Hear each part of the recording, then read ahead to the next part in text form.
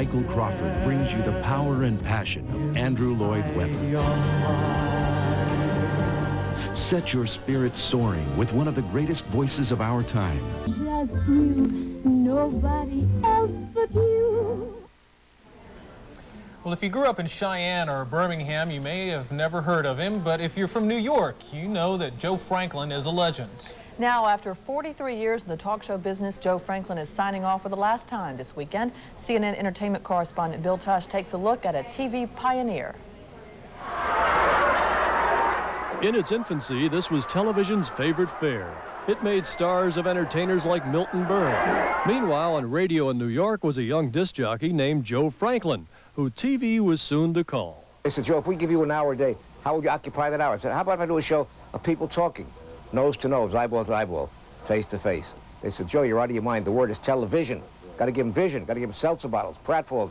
Got to give them baggy pants. Got to give them burlesque skits. Nobody's going to watch talk. But I defied them, and I did what I think was the first authentic, pure talk show.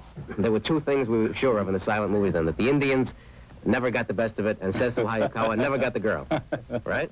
And 43 years later, Franklin is still talking. The idea of a spin-off of you as Rhoda, secretly maybe in the back of your mind, or... No, not I'm not a phony, I'm not a wise guy.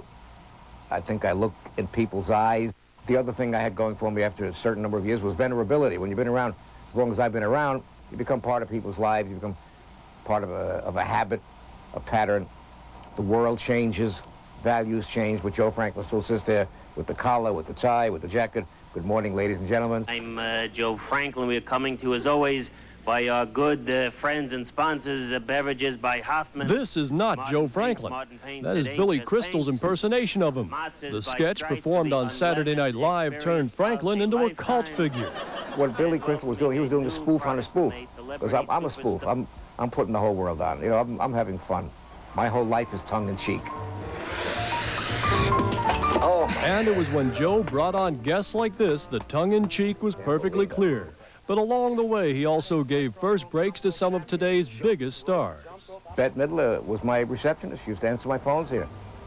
In fact, the song that she made famous, or vice versa, that she revived, called the Boogie Woogie Bugle Boy of Company B, is from my sheet music archives inside. Not everyone has come back to thank him. Many who, and justifiably, because they don't want to be reminded of the days when they were beginning. You know, it's human nature. But then again, some have.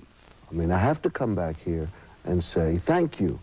Now, after 24,275 shows and 300,000 guests, Joe Franklin will reside in the place he claims he invented, Memory Lane.